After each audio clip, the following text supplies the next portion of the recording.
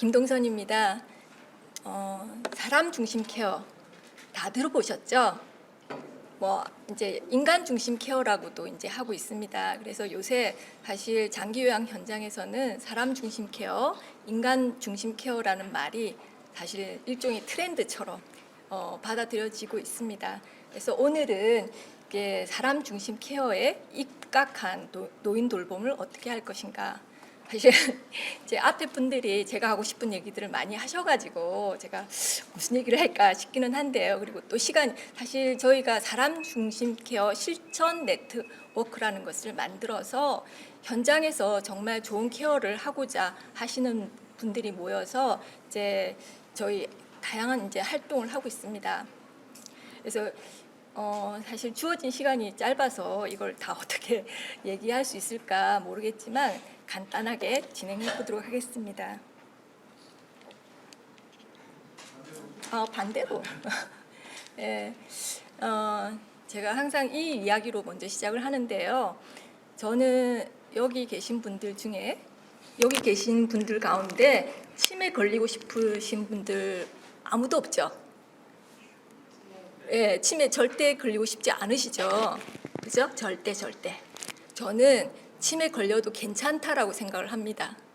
정말이에요. 정말 믿음을 갖고 생각을 하고 있는데 그 이유가 여기 그림에 나오는 이 크리스틴 브라이든이라는 여성을 만났기 때문입니다. 이 여성은 이제 1998년도에 본인이 40대 후반에 알츠하이머 병으로 이제 진단을 받았습니다. 정말 청천벽력이었겠죠. 그런데 자기의 질환을 이제 경험을 하면서 자신의 진행을 이제 글로 써서 책을 펴냈습니다. 그래서 그 책이 이제 세계적인 베스트셀러가 됐는데요. 제가 이제 2005년도에 이 여성의 책을 이제 번역을 하면서 이제 실제로 이 여성을 만날 수도 있었습니다. 만나게 됐고, 치매가 상당히 진행이 됐지만 자기의 생각을 그리고 일기로 쓸 수 있다는 거, 그리고 사람들 앞에서 자기 생각을 이야기할 수 있다는 게 너무나도 놀랍고 그게 거짓말이 아니라는 것을 제가 확인을 했기 때문에 우리가 치매에 대해서 갖고 있는 두려움이 조금 좀 지나친 게 아닌가. 우리가 어떻게 치매를 받아들이느냐에 따라서 굉장히 다르게 살아갈 수도 있겠구나라는 그런 생각을 하게 됐습니다. 그런데 이 여성이 이제 한 해외 언론에서 인터뷰를 할 때 이런 얘기를 했습니다. 본인이 처음 치매 이제 알츠하이머 진단을 받고 이제 좀 그래도 어떻게든 이제 도움을 받아서 생활하기 위해서 호주 여성이에요. 호주 알츠하이머 협회에 전화를 했다고 합니다. 그랬더니 이제 전화를 받은 직원이 너무 당황해하면서 저희들은 가족들을 지원하는 일을 하고 있습니다. 치매 당사자들을 돕는 일은 하지 않습니다라고 이야기를 했다고 합니다. 이 얘기는 사실 저희에게도 똑같은 게 아닌가 이런 생각을 하고 있어요. 저희가 우리 치매라는 이야기를 굉장히 많이 하는데 여기 계신 분들 중에 치매 있으신 분들 아무도 없으시죠? 그죠? 우리가 항상 이야기하는 것은 치매 가족의 입장, 그리고 치매 서비스를 하는 사람의 입장입니다. 치매와 관련된 정책을 만드는 사람들도 정책을 만들 때 치매인들의 이야기를 듣지를 않습니다. 치매에 걸린다는 것은 내가 나 자신을 잃어버리는 것인데요. 사회로부터 버림을 받는다는 것입니다. 그리고 치매에 걸리는 순간 자기가 할 수 있는 것들을 다 포기를 하게 됩니다. 내가 어디서 살 것인가, 내가 무엇을 먹을 것인가, 어떤 하루를 보낼 것인가, 이런 모든 결정이 내가 아닌 타인에 의해서 이루어지게 된다라는 것입니다. 그래서 저희는 사람 중심 케어는 이런 관점을 바꾸는 것이 저희의 목표예요. 그래서 이제 우리가 이때까지는 치매를 가진 사람을 대상자로 보았습니다. 뭘 해줄까? 이런 생각을 했는데 그게 내 관점이었어요. 나 중심이었다라는 것이죠.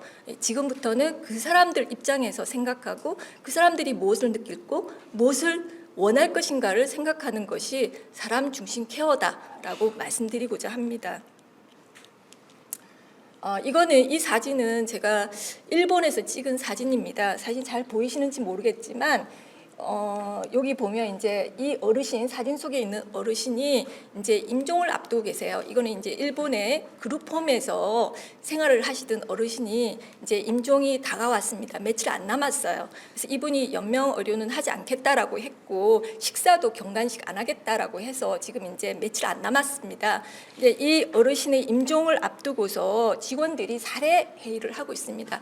어떻게 이 어르신을 마지막을 보내드릴까라는 것을 회의를 하면서 뭐 재활치료사는 계시는 동안 좀 몸이 불편하니까 뭐 쿠션을 어떻게 이렇게 대어주고 체외 변경을 어떻게 해드리고 뭐 이런 이야기를 했고, 사회복지사는 음악회를 준비하고 있었습니다. 예, 무슨 갑자기 음악회라니요? 사실 이 어르신은 젊었을 때 음악 선생님이었다고 합니다. 그래서 굉장히 음악을 좋아하시고 따님도 이제 피아니스트고 해서 본인의 평소 희망이 내가 마지막으로 세상을 떠날 때 그동안 인연을 맺었던 사람들, 그리고 내가 신세졌던 사람들과 음악을 통해서 이별을 했으면 좋겠다라는 그런 의사를 이제 밝히셨대요. 그래서 실제로 마지막으로 이제 시설의 직원들, 시설의 어르신들, 그리고 살던 이제 지역의 이웃들, 뭐 친지들이 모여서 이 어르신과 마지막으로 음악회를 하기 위해서 준비를 하고 있었고, 제가 방문을 했을 때도 이 어르신이 이런 상태로 악보를 보면서 같이 노래 연습을 하는 것을 보았습니다. 그래서 우리가 치매에 걸렸다고 해서 아무것도 할 수 없는 게 아니고, 이게 사람은 누구나 마지막까지 의미 있는 삶을 살 수 있다, 이런 얘기를 좀 드리고 싶습니다. 치매에 걸리면 보통 한 몇 년 정도 생활을 할 수가 있을까요? 치매에 걸리는 연령에 따라 다르지만 대략 한 10년, 12년까지도 생존이 이루어집니다. 그래서 이제 치매 시기를 크게 초기, 중기, 중증 단계로 이렇게 나눠서 얘기를 하는데요. 초기에는 사실 크게 차이 나지 않습니다. 방금 들은 얘기를 기억하지 못한다든지, 또는 이제 뭔가 계획을 하고 실행하는 능력이 예전에 비해서 확 떨어진다든지, 그런 이제 변화입니다. 그러다가 중기가 되면 이제 우리가 우리가 드라마에서 보는 배회하는 그런 이제 치매의 모습을 나타내게 됩니다. 그런데 이게 초기에서 중기로 넘어가고 중기에서 중증으로 넘어가는 그 시기가 정해져 있는 게 아니에요. 이게 치매의 진행은 개인에 따라서 굉장히 많이 다릅니다. 그래서 치매 케어의 목표는 초기의 기간을 최대한 연장을 해서 그래도 그 사람이 갖고 있는 역량을 유지를 하면서 그 사람이 하고 싶은 일을 하면서 생활의 연속성을 가지면서 살아갈 수 있도록 도와주는 것입니다. 그리고 중기, 중증의 시기를 최대한 짧게 만들어주는 것이 바로 치매 케어의 목표라고 생각을 합니다. 그래서 우리가 치매 예방이라는 말을 많이 사용을 하지 않습니까? 근데 치매 예방에는 치매 걸리지 않게 하는 것도 예방이지만, 치매 걸려도 그 상태를 계속 유지할 수 있도록 도와주는 게 바로 치매 예방이라고 좀 최근에는 이제 포괄적인 개념으로 사용을 하고 있습니다. 그렇다면 어떻게 하면 저렇게 할 수가 있을까요? 어떻게 하면 초기 그 사람이 상태를 계속 유지하게 할 수 있을까요? 최근에 굉장히 이제 좋은 희소식이 나왔죠. 치매약이 FDA 승인을 받은 치매약이 나왔습니다. 그런데 그 약의 효과도 사실은 한 27% 정도 진행을 이제 늦춰주는 효과밖에 없다라고 얘기를 합니다. 근데 그 약이 굉장히 비싸죠. 그런데 그렇게 비싼 약 쓰지 않아도 할 수 있습니다. 저희들은 PCC 실천 네트워크를 하면서 현장에 일하시는 분들이 정말 좋은 케어, 그 당사자 중심의 케어를 함으로써 그 어르신의 상태가 정말 끝까지 유지가 되는 것들을 정말 많이 이야기를 하고 있어요. 그래서 우리도 좀 약간 정말 좋은 케어가 치매에 있는 어르신의 자기다운 삶을 우리가 끝까지 지지해 줄 수 있다라는 그런 생각을 이제 같이 나눴으면 좋겠습니다. 그래서 이제 초고령사에 우리가 치매에 대한 패러다임, 관점을 좀 바꿔야 된다라고 생각을 합니다. 이때까지는 치매 극복하자 이런 얘기 많이 했는데 저는 그 말이 좀 싫습니다. 치매라는 건 굉장히 부정적인 것이라는 생각이 들잖아요. 치매에 걸리면 절대 안 돼. 그러면 치매 걸린 사람들은 어떤 건가요? 나는 이제 더 이상 인간적인 대접을 받지 못하는 그런 사람이 되는 것인가요? 그래서 저는 치매와 함께 살아가기라는 쪽으로 관점을 바꿔야 된다라고 생각을 하고, 그다음에 이제 아까 말씀드린 것처럼 치매 친화적인, 그럼 어떻게 치매 친화적인 커뮤니티를 조성을 해야 됩니다. 그리고 함께 살기 위해서는 장벽을 없애야 됩니다. 환경적인 장벽도 없애야 되고 우리 마음속에 있는 장벽도 없애야 되는 거예요. 치매에 대한 부정적인 이미지를 너무 강조하는 것은 앞으로 우리가 치매 인구가 점점 늘어나는 가운데 그거는 이제 우리 사회 전체를 봐서라도 그리고 당사자들을 위해서라도 좋지 않은 생각이 아닐까라고 생각을 합니다. 그래서 이제 우리나라는 치매에 관해서 치매 관리법이라는 거를 2013년도에 만들었습니다. 치매 국가 책임제라는 것을 한때 이야기를 했습니다. 저는 이 말 자체도 바꿔야 된다고 생각을 합니다. 관리라고 합니다. 관리. 치매에 걸려서도 그 사람이 여전히 그 사람의 주체성, 자율성을 갖고 있는 거예요. 근데 그 사람이 주체성을 뺏어서 관리를 하겠다라는 겁니다. 책임을 지겠다고 합니다. 그 사람의 삶에서 주인공은 누굽니까? 그 사람입니다. 당사자예요. 근데 그 사람의 삶을 우리가 대신 책임져 준다라고 하는 것도 좀 맞지 않다라고 생각을 합니다. 비교를 해서 일본에서는 작년에 인지증 기본법이라는 게 만들어졌습니다. 이 인지증 기본법의 공식 명칭은 공생사회의 실현을 추진하는 인지증 기본법입니다. 공생사회라는 것을 주장을 하고 있어요. 그런데 이 법이 나온 데는 배경이 있다라고 생각을 합니다. 현재 일본의 치매 환자가 한 몇 명 정도 될 것 같습니까? 우리나라는 한 100만 명 넘었겠죠. 일본에는 700만 명의 치매 환자가 있다고 합니다. 물론 일본은 인구가 많으니까요. 고령화율도 우리보다 훨씬 높으니까요. 그런데 이 700만이라는 인구는 일본의 초등학교 학령 인구랑 똑같다라고 합니다.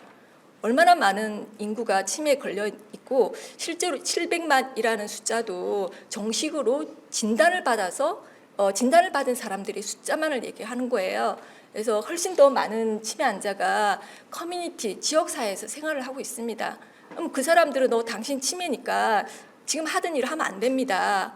라고 사회로부터 분리해서 시설로 보낸다는 것은 일본 사회에서 더 이상 감당할 수도 없는 일이라는 것입니다. 그래서 우리에게는 아직까지 좀 먼 이야기지만 우리도 점차 치매에 대한 인식을 바꿔나가야 될 필요가 있다고 생각을 합니다. 이건 뭐 간단하게 말씀드리면 시간이 이제 우리나라는 아까도 말씀드린 것처럼 지나치게 치매에 대해서 관리, 규제, 보호라는 관점이 너무 큽니다. 이 이유는 우리나라의 치매 정책은 의료적인 관점에서 너무 의료적인 관점에 갇혀 있기 때문입니다. 사실 처음에는 의료 생물학적 관점에서 치매를 이해한 게 있었어요. 근데 지금 선진국 외국에서는 더 이상 이런 관점만으로 치매를 보지 않습니다. 그래서 점차 치매라는 것을 질병이라는 관점도 분명히 있죠. 그건 질병이 원인이 되는 것이니까 뿐만 아니라 이 사회의 이제 사회 심리적인 그런 영향 그리고 그런 요인들을 굉장히 강조를 하고 있습니다. 점차 바뀌어져 가고 있고 사회 심리 모델의 대표적인 것이 바로 person centered care, 사람 중심 케어, 인간 중심 케어다라는 것을 말씀드리겠습니다. 넘어가겠습니다. 그래서 PCC는 사실 외국에서는 그냥 거의 상식처럼 이제 받아들여지고 있습니다. 우리도 굉장히 많이 PCC 사람 중심 케어를 많이 듣고 그걸 위해서 그걸 실천하려고 하는 움직임들이 점점 늘어나고 있어서 굉장히 이제 저도 이제 다행이다라고 생각을 하고 있습니다. 그래서 PCC가 무엇인가 정리를 하자면 마지막 순간까지 인간다움을 잃지 않는다. 그 다음에 심리적 욕구가 존중되어야 된다. 케어자 입장이 아니라 당사자 입장으로 관점이 전환되어야 된다. 치매는 단순히 질병이 아니라 그 사람과 치매를 가진 사람과 돌보는 사람과의 관계, 그 다음에 그 사람을 둘러싼 환경, 케어를 하는 사람의 돌봄 기술 이런 것들이 복합적으로 작용해서 나타나는 것이다 라는 이해가 이제 가장 핵심적인 내용이 될 것 같습니다. 이제 시간이 5분밖에 안 남았으니까 많이 남지 않았으니까 제일 중요한 거를 지금부터 말씀드리려고 합니다. 이제 그 치매 환자의 이상 행동을 많이 이야기를 하는데요.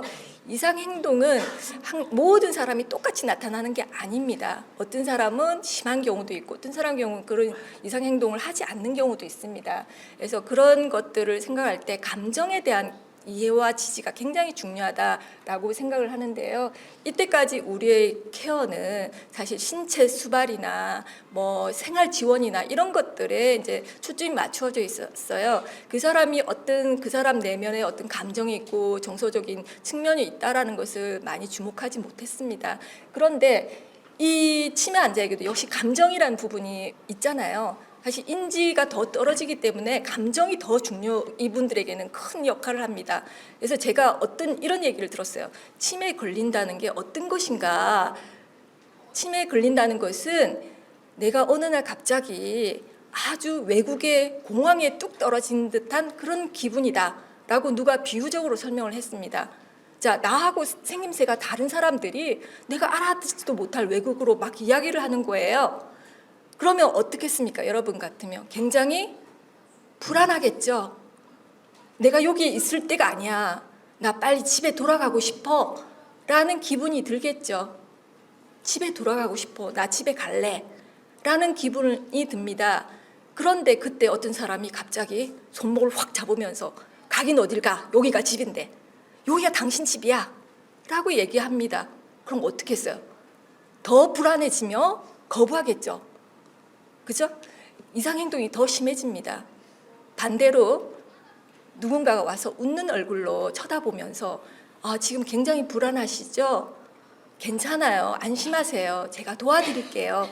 이렇게 우리가 감정을 케어해주고 지지를 해준다면 그 사람의 이상 행동은 줄어들 수밖에 없습니다. 그래서 이런 것들을 우리가 좀 많이 강조를 하고 치매인들은 기본적으로 초조 불안이 기본적으로 굉장히 있습니다. 이 초조와 불안 또 스트레스라고 여겨지는 아까 우울이라고도 표현을 했습니다. 이런 것들이 계속 방치되고 그냥 내버려 두면 더 심해지는 거예요.